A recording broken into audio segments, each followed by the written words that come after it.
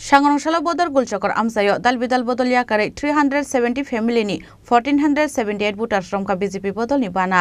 bodol ni bana yafare borogna lamjo shogina harka hastini মন্ত্রী okra dr manik shahatei 7 ramnagar বিধানসভা ni bataine Dipak Majumdar 7 Ramnagar বিধানসভা ni bataine Dipak Majumdar ni pirmungo Sangarongshalo bodor gulchakor amsayo khlaijangmani kaisa lukuthum panda narwa ingi manjaka hastini মন্ত্রী okra dr manik shaha 7 Ramnagar বিধানসভা ni bataine Dipak Majumdar haste BJP ni achukphang Rajiv Bhattacharya মন্ত্রী Sushant চৌধুরীতে BJP minority মোর্চা ni achukphang Bilal Mia akosong Ashan lukuthum panda CPM Congress te dalbidal bodol yakare 370 family ni 1478 voter শ্রমকা BJP bodol ni bana yafare borno lamro shogina harka hasteni মন্ত্রী okra dr manik shaha 7 ramnagar বিধানসভা ni bataine Dipak Majumdar haste BJP ni achukphang Rajiv Bhattacharya तो की राहों में सत्य की प्रताड़ना बजरंगो हम बने राष्ट्र का जो नहीं चले शक्ति कलियुगे वंदे मातरम वंदे की भारत माता की 19 তারিখ এখানে ভোট হবে একটা হবে বিধানসভার ভোট এবং আরেকটা হবে আমাদের পশ্চিম আসনের ভোট সেখানে ভারতীয় জনতা পার্টির এই দুই ক্যান্ডিডেট যার নাম করলাম আপনারা বিপুল ভোটে জয়যুক্ত করবেন আপনারা জানেন বক্সনগরের উপনির্বাচনে যখন আমি প্রতিদিন আমি যেতাম সেখানে অনেকে বলছেন অসম্ভব সেখানে যারা সংখ্যালঘু সম্প্রদায়ের মানুষ সেখানে সবচেয়ে বেশি থাকে এবং বক্সনগরে সবচেয়ে বেশি আমরা দেখেছি সবসময় এখানে খুন সন্ত্রাস অগ্নিসংযোগ এগুলো আমরা সবসময় আমরা দেখতাম সেই জায়গায় দাঁড়িয়ে কোনো রকম সেখানে কোনো খবর নেই মানে ঘটনা উপঘটনা আমরা দেখিনি এবং সেখানে আমরা 30,000-এর উপরে ভোটে আমরা সেখানে যে মানে জয়লাভ করব শুধু তাই নয় সিপিএম এর জামানত জব্দ করেছি আমরা 3,500 ভোটে আমরা গত ইলেকশনে জেনারেল ইলেকশনে 2023-এ আমরা গনপুরে 3,500 ভোটে জিতেছিলাম সেই জায়গায় যখন উপনির্বাচন হলো একই সাথে সেখানে 18,000 ভোটে আমরা জিতেছি অর্থাৎ মানুষ বুঝতে পেরেছে যে সবকা সাথ সবকা বিকাশ আর বিশ্বাস আর প্রয়াস এছাড়া কোনো অবস্থায় আমরা দেশকে যদি সামনের দিকে এগিয়ে নিয়ে যেতে হয় মোদিজির যদি হাত শক্তিশালী করতে হয় তবে একমাত্র পদ্ম চিহ্নেই ভোট দিতে হবে আজকে দেশের সুরক্ষার যেখানে প্রশ্ন সুরক্ষার দিক দিয়ে মাননীয় প্রধানমন্ত্রীজি আজকে আমাদের আর্ম ফোর্সকে যেভাবে ঢেলে সাজিয়েছেন আগে কথায় আমাদের সোলজারদের গলা কেটে ভারতবর্ষে ফেলে রাখতো এখন কিন্তু সেই শব্দ আর করছেন না যখন এয়ার স্ট্রাইক এবং সেই সার্জিক্যাল স্ট্রাইক করলেন ডোকালামের ঘটনা আপনারা জানেন হাজার বর্গ কিলোমিটার আমাদের দেশের সেই চাইনার কাছে চলে গেছে সেখান থেকে আজকে প্রধানমন্ত্রীজি G20 যে এর মধ্যে সম্মেলন করলেন প্রেসিডেন্সি পেলেন সেখানে আমি নিজেও গিয়েছিলাম সেখানে আমি দেখতে পেয়েছি মাননীয় প্রধানমন্ত্রী কিভাবে ওনাকে সম্মান এবং মানে ওনাকে একটা বিশেষ একটা জায়গায় ওনারা নিয়ে গেছেন আমরা সবাই দেখেছি মাননীয় প্রধানমন্ত্রীজিকে কেউ পায়ে ছুঁয়ে ওনাকে প্রণাম করতে চায় কেউ বলে মিস্টার বস করে ওনাকে সম্বোধন করেন সেই জায়গায় দাঁড়িয়ে আমাদের দেশ একদিকে সুরক্ষিত একদিকে আর্থসামাজিক উন্নয়নে সেই দিকে কাজ করছে এখানে অনেক মহিলা আমাদের মা ও বোনেরা এখানে উপস্থিত আছেন আমরা সবাই জানি যে SHG গ্রুপ সবচেয়ে বেশি আমাদের ত্রিপুরাতে সাকসেসফুল 2017 আগে মাত্র এখানে 4,000 SHG গ্রুপ ছিল আর আজকে আমাদের এখানে 56,000 SHG গ্রুপ হয়েছে প্রায় 5 লক্ষ মহিলারা তার সাথে যুক্ত হয়েছে আমরা মহিলাদের সশক্তিকরণের কথা বলি আমরা এখানে মহিলাদের জন্য কি করেছি আমি যখন ভাই ভোটার সময় আমি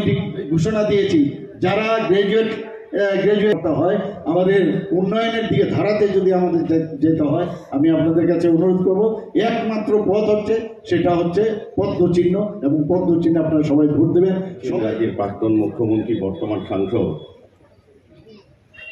শ্রী বিপ্লব কুমার দেব এবং 7 রামনগর বিধানসভা উপনির্বাচনে ভারতীয় জনতা পার্টির প্রার্থী হিসেবে আমি দীপক মজুমদার আপনাদের কাছে হাজির হয়েছি প্রথমে আমি ভারতীয় জনতা পার্টির কেন্দ্রীয় নেতৃত্ব এবং রাজ্য নেতৃত্বকে অনেক ধন্যবাদ এবং যাতে আপনাদের হয়ে আমি কাজ করতে পারি আগামী দিনে তো নির্বাচনকে সামনে রেখে প্রতিনিয়ত আমাদের দলের তরফ থেকে বিভিন্ন কর্মসূচি প্রতিদিন করা হচ্ছে তারই অঙ্গ হিসাবে এই জনসভা এখানে প্রারম্ভিক বক্তব্যে আমার মণ্ডল সভাপতি এবং বিল্লাল মিয়া সাহেব উনি আলোচনা রেখে গেছেন, আমি সেই দিকটায় যাচ্ছি না। আমি শুধু বলবো, যেহেতু রামনগর উপনির্বাচনের ক্ষেত্রে আমি প্রার্থী, প্রথমেই এই নির্বাচন ক্ষেত্রে যারা সম্মানীয় ভোটাররা গণদেবতারা আছেন তাদের কাছে আমি ভোট ভিক্ষা চাইছি। আমাকে আশীর্বাদ করুন, সাহায্য করুন, আমি রামনগর হয়ে কাজ করব। কারণ রামনগর বিধানসভা কেন্দ্র এমন একটা বিধানসভায় রাজ্যের মধ্যে যিনি দীর্ঘ 40 বছর এই বিধানসভা জনগণে যিনি সেবা করে গেছেন, যিনি সুখে দুঃখে সবসময় ছিলেন, সেই বিধায়ক যিনি ছিলেন, যার অকাল প্রয়াণ হয়েছে, যার শ্রদ্ধার সঙ্গে আমরা প্রতি মুহূর্তে স্মরণ করি, সেই সুরজিৎ দত্ত মহোদয়ের অকাল প্রয়াণে উপনির্বাচন। তো সুরজিৎ দত্তের মতো হয়তো আমি হতে পারবো না, কারণ সুরজিৎ দত্ত যেইভাবে কাজ করে গেছেন মানুষের জন্যে, শুধু রামনগর না, সারা রাজ্যের মানুষ ওনাকে মনে রাখবে সারা জীবন।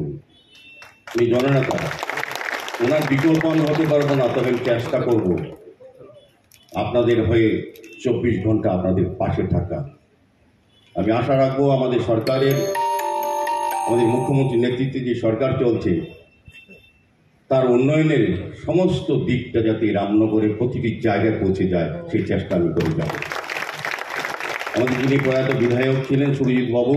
সুন্দর হিসেবে যাকে জানি, আমার সঙ্গে দীর্ঘদিনের সম্পর্ক, বলবো রাজনৈতিক নয়, সামাজিক নয়, পারিবারিক সম্পর্ক ছিল। সুন্দর সঙ্গে প্রতিটি এলাকা, প্রতিটি জায়গায়, এই বর্ডারেও আমি অনেক সময় এসেছি। আমি দেখেছি সৌন্দা 1988 সালে সিপিএমের সন্ত্রাসকে উপেক্ষা করে আপনাদেরকে নিয়ে জীবন জীবিকা বাজি রেখে যারা সৌন্দার সঙ্গ দিয়েছিলেন, কিন্তু অনেক কার্যকর্তারা উপস্থিত হয়েছেন। তাদের অভিজ্ঞতা এবং তাদের যে লড়াই, সেটাকে আমি সম্মান জানাই এবং আমার আশা থাকবে আগামী দিনেও এই রামনগরে সুরজিৎ দত্ত যেভাবে কাজ করে গেছেন, যেভাবে সন্ত্রাস মুক্ত করে আপনাদেরকে গণতান্ত্রিক ব্যবস্থাকে সুদৃঢ় করে গেছেন, তাকে যাতে আরও সমৃদ্ধ করা যায় সেদিকে আমি কাজ করব। আমি পরিশেষে কথাই বলবো, আমার উপর দল যেমন আস্থা রেখেছে, বিশ্বাস রেখেছে, আমি দলের যেমন সম্মান রাখো, আপনারা আমার উপর আস্থা রেখে আমার হয়ে কাজ করুন, আমাকে আশীর্বাদ করুন, আমাকে জয়ী করার জন্য যে যে কাজগুলি করবেন, আপনারা যে কথাগুলি মানুষকে দেবেন, সেগুলি মূল্যায়ন আমি করব। আমি আপনাদের কথা মূল্য রাখবো। আরেকটি কথা বলে যাচ্ছি, যিনি এখানে বলার চেষ্টা করেছি রামনগরের সন্ত্রাসের বিষয়ে। আমাকে অনেক সময় অনেক বক্তা বিভিন্ন যখন প্রচারে যায়,